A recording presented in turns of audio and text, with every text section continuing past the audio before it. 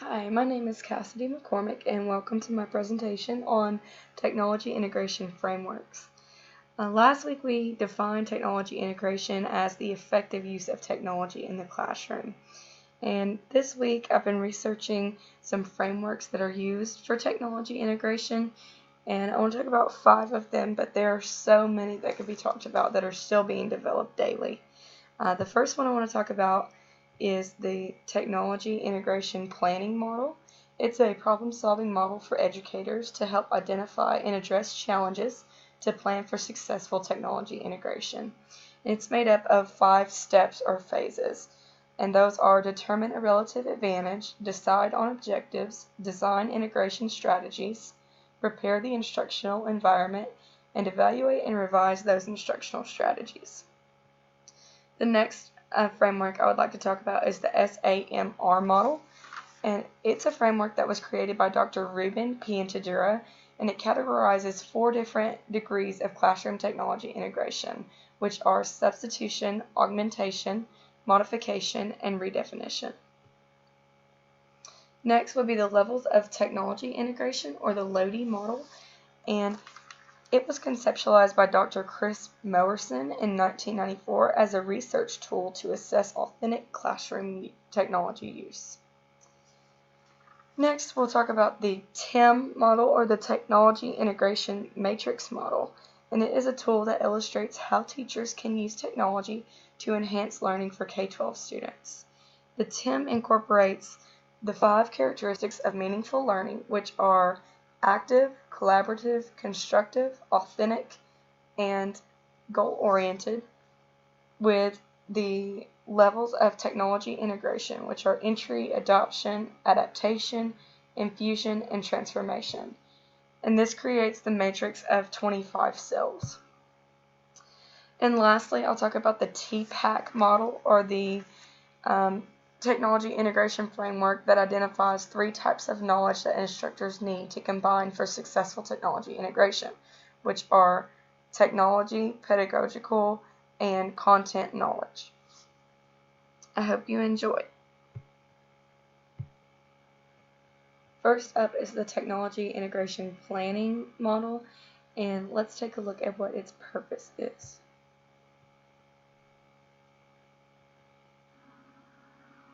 The purpose of the technology integration planning model is to help teachers plan effective uses of technology, especially those teachers who are new to technology integration.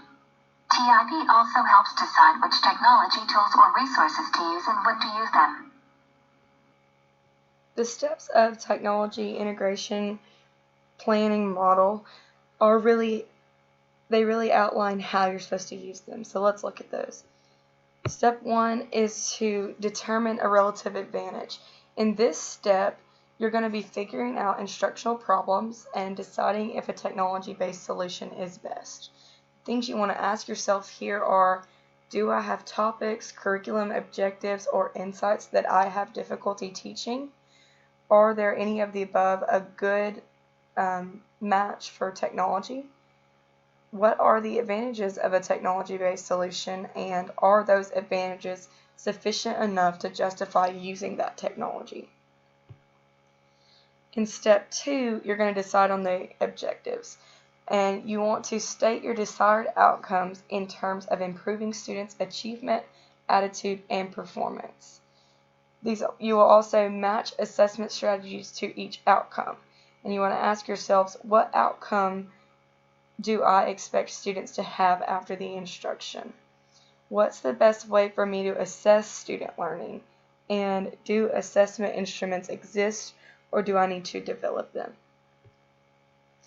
In step 3, you're going to design integration strategies. And here you want to decide on any technology that you want to be integrated and what activities you will use in your instruction. What you'll ask yourself is, will the instruction be a single subject or interdisciplinary? Do I want the collaboration or the work to be in individuals, pairs, small groups, or whole class? And will the students have enough time to learn the technology? Step 4 is to prepare the instructional environment. You're going to decide on resources and conditions that will support your activities, and you want to put those resources and conditions in place to best support your instruction. Here you want to ask yourself, maybe how many computers and copies of software will I need? How long will I need to use this technology? Do I need to schedule this time in the lab or the media center? Have I provided for my students' privacy and safety? And am I familiar with any troubleshooting problems? And the last step is step 5, evaluate and revise strategies. So you're going to collect information on student achievement, determine if activities were successful in meeting outcomes, and determine on what ways your instruction can be improved. Here you want to ask yourself, were the objectives achieved and how? Have I asked students for feedback? And how else could I use the technology to improve this model? And that is how you use the technology integration planning. Next is the SAMR model, or the substitution, augmentation, modification, and redefinition model. Often people want to think about it as a ladder, but it is more of a spectrum, where on the left side you have substitution and augmentation, which are enhancements, and the other side of the spectrum are modification and redefinition, which are more into the transformation of technology integration. Let's look at the purpose of the SAMR model.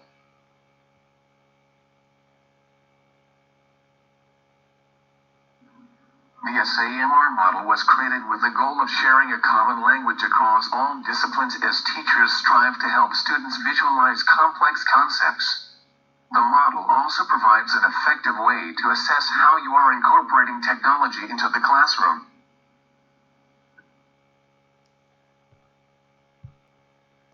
If you're wanting to use this model, you need to decide where you're at in your technology integration. And the first place would be substitution. This is more of an enhancement. It's a one-to-one direct replacement of a traditional strategy with a technological activity. And here you're saying, what do I stand to gain by replacing traditional tools with technology? And next you have augmentation. It's like substitution, but it has serious enhancements to the student's learning experience.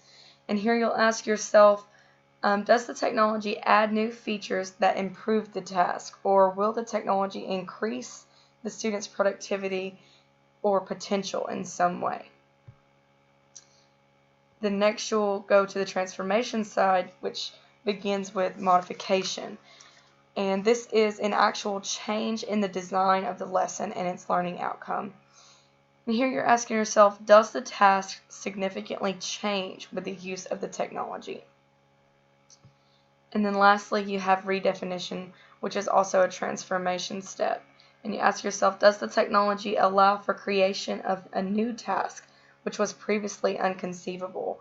Or is there a way that you can redefine the traditional task in a way that would not be possible without the technology?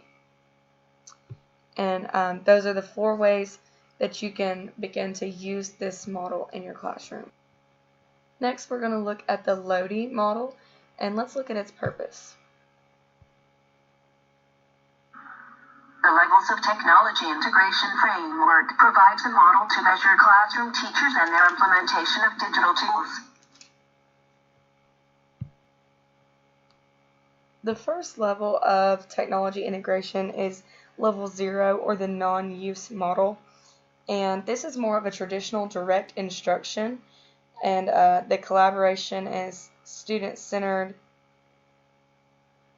It's not student-centered. Its focus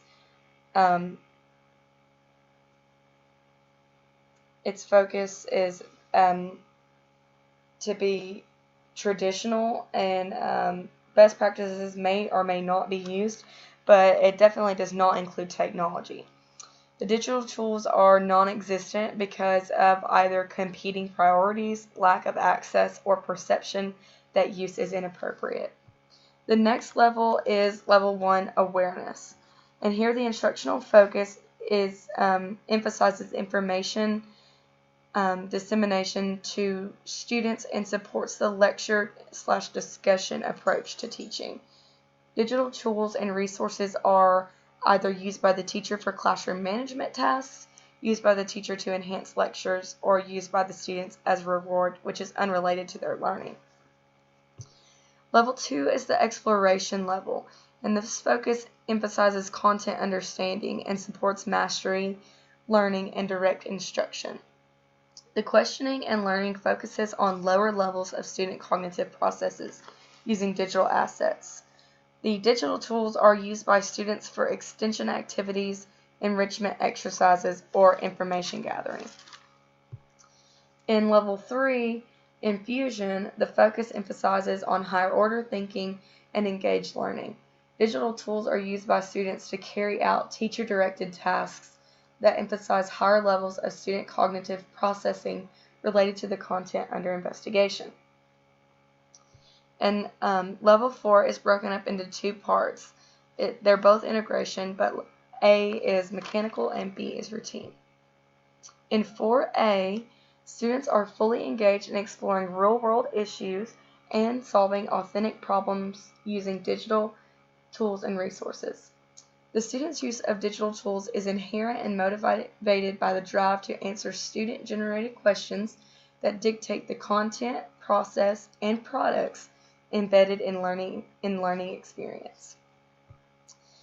In Level 4B, the routine level, students are fully engaged in exploring those real-world issues and solving authentic problems by using digital tools and resources, and the teacher is within his or her comfort level with promoting an inquiry-based model of teaching that involves students applying their learning to real-world issues.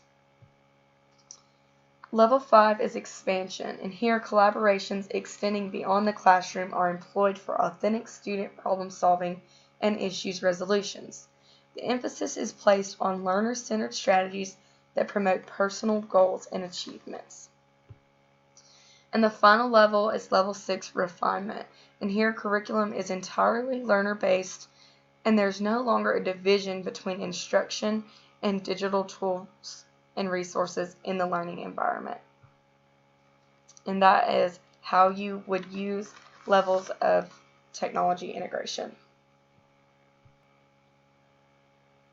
Next, we're going to be talking about the technology integration matrix, or the TIM model, and let's take a look at its purpose.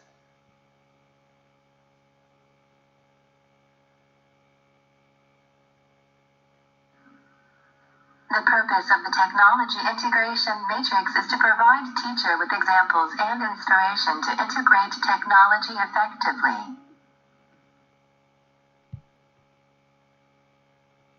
The technology integration model crosses 5 characteristics of meaningful learning with 5 levels of technology integration.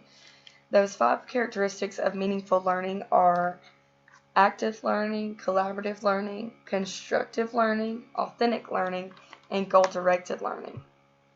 Those are crossed with the 5 levels of technology integration, which are entry level, adoption level, adaptation level, infusion level, and transformation level. This creates a 25-cell matrix that crosses those 5 characteristics with the 5 levels of technology integration. Each cell contains 2 sample lesson plans with age-appropriate material, a short video of how those lesson plans are implemented, and several examples and inspiration for teachers.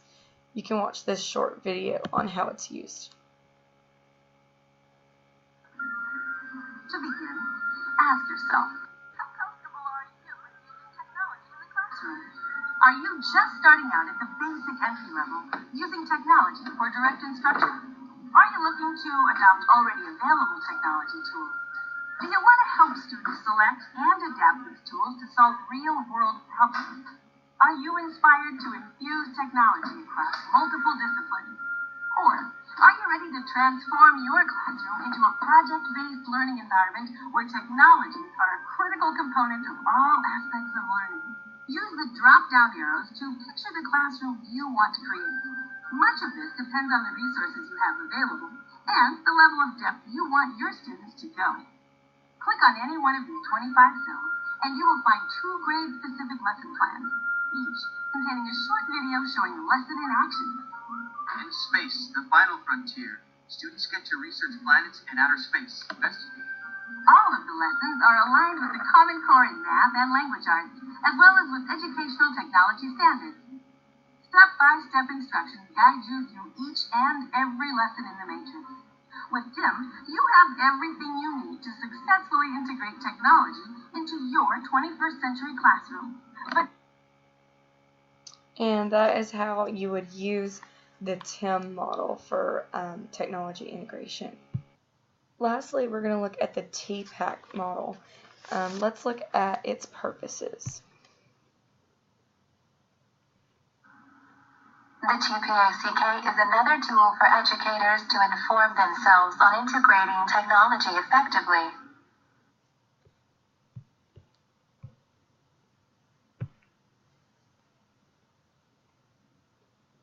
Content knowledge, pedagogy, and technology can be imagined in 3 overlapping circles. The middle area is known as TPACK. Technological, pedagogical, and content knowledge. That is an overview of the TPACK model and what it stands for. Now, the ways that it can be used are for any educator who wants to inform themselves on how effectively they're integrating technology, and the goal is to integrate your content, your pedagogy, and your technology all equally, and you want to be in that center circle where all 3 are interlapping. But it also provides you with questions and checklists to see where you're performing at on the spectrum. And that concludes my presentation on those 5 frameworks of technology integration. I hope you learned something, and I hope maybe you think about implementing one of these frameworks into your classroom planning system. Thanks for watching.